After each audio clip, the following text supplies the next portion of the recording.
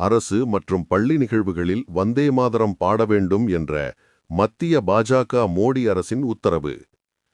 ஜமியத் உலேமா-இ-ஹிந்த் தலைவர் மௌலானா அர்ஷத் மதானி எதிர்ப்பு.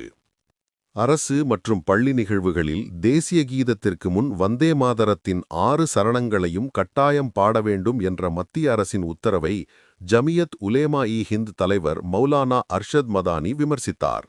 இது மத சுதந்திரத்தின் மீதான அப்பட்டமான தாக்குதல் என்று கண்டித்துள்ளார்.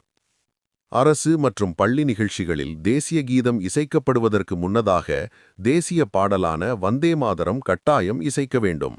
அப்போது அனைவரும் எழுந்து நின்று மரியாதை செலுத்த வேண்டும் என்று மத்திய அரசு உத்தரவிட்டுள்ளது.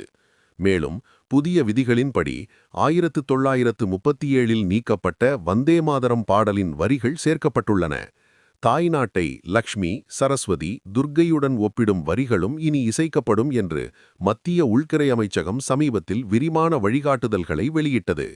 இதுகுறித்து ஜமியத் உலேமா-இ-ஹிந்த் தலைவர் மௌலானா அர்ஷத் மதானி வெளியிட்ட எக்ஸ் பதிவில், வந்தே மாதரம் பாடலை தேசிய பாடலாகவும் அதன் அனைத்து சரணங்களையும் அனைத்து அரசு நிகழ்ச்சிகளிலும் பள்ளிகளிலும் கல்லூரிகளிலும் கட்டாயமாக்கவும் மத்திய அரசு எடுத்த ஒரு தலைப்பட்சமான கட்டாய முடிவு இந்திய அரசியலமைப்பால் உத்தரவாதமளிக்கப்பட்ட மத சுதந்திரத்தின் மீதான அப்பட்டமான தாக்குதல் மட்டுமல்ல, சிறுபான்மையினரின் அரசியலமைப்பு உரிமைகளை குறைக்கும் ஒரு திட்டமிட்ட முயற்சியாகும்.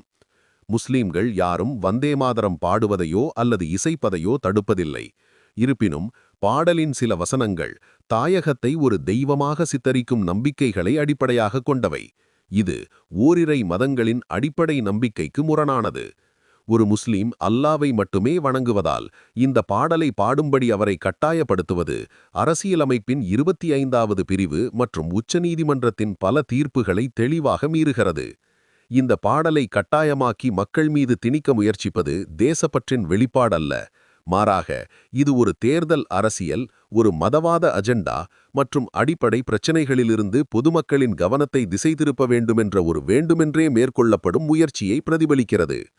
ஒருவரின் நாட்டின் மீதான உண்மையான அன்பின் அளவுகோல் கோஷங்களில் அல்ல, மாறாக குணத்திலும் சியாகத்திலும் உள்ளது. இதன் எடுத்துக்காட்டுகளை முஸ்லிம்கள் மற்றும் ஜமியத் உலேமா-இ-ஹிந்தின் வரலாற்று போராட்டத்தில் முக்கியமாக காணலாம்.